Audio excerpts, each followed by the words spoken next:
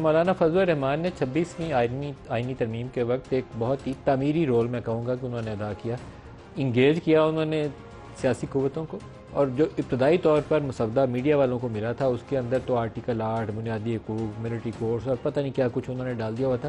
ساری چیزیں وہ جو ڈرافٹ ابتدائی طور پر حکومتی ڈرافٹ تھا، وہ PMLN کا ڈرافٹ تھا جو لیک ہوا تھا، وہ ساری چیزیں اس میں سے ہٹا کے جس کو بعد میں مولانا نے اپنے الفاظ کے اندر کہا کہ کالا ناگ تھا جس کے دانت توڑ دیے ہم نے.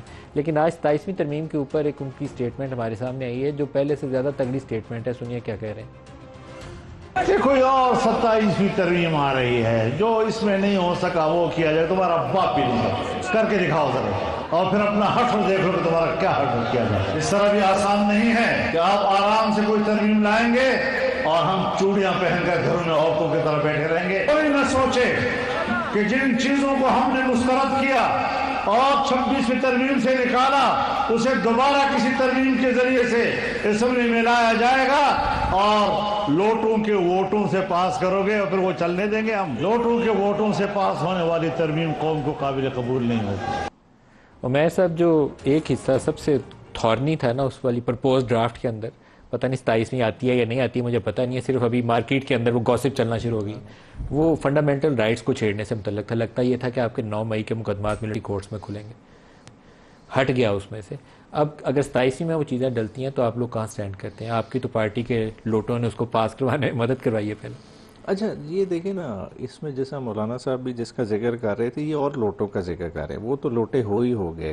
اگر اس طرح کی ہوتی ہے تو دیکھیں مولانا صاحب کو بھی اتنی ویزیبلٹی ہے کہ یہ گھڑی کی سوئی ہے کہ گھوم کے اور جماعتوں پہ بھی آنی ہے.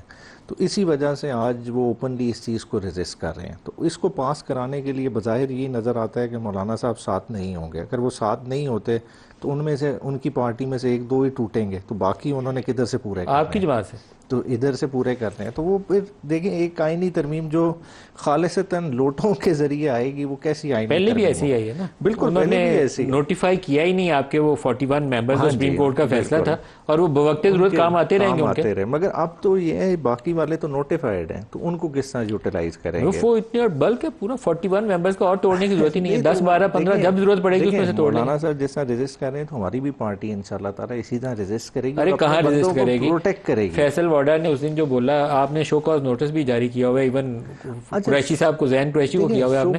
5-6 بندے تو آپ کے ریزرو میں بیٹھے ہوئے تھے جن کی ضرورت ہی نہیں پڑی ووٹ ڈالنے. دیکھیں اس طرح ابھی ہم کہہ سکتے ہیں ریزرو، مگر جب تک دیکھیں نا سالڈ کوئی شواہد نہ ہو. دیکھیں پولیٹیکلی آپ نے ان لوگوں کو بھی ساتھ لے کے چلنا ہے. یا تو پارٹی پہلے 3 دن میں ڈیسائیڈ کر لیتی اور اپنا اسپیکر کو جمع کرا دیتی کہ جی یہ لوٹے تھے اور ڈی سیٹ کرا دیتی.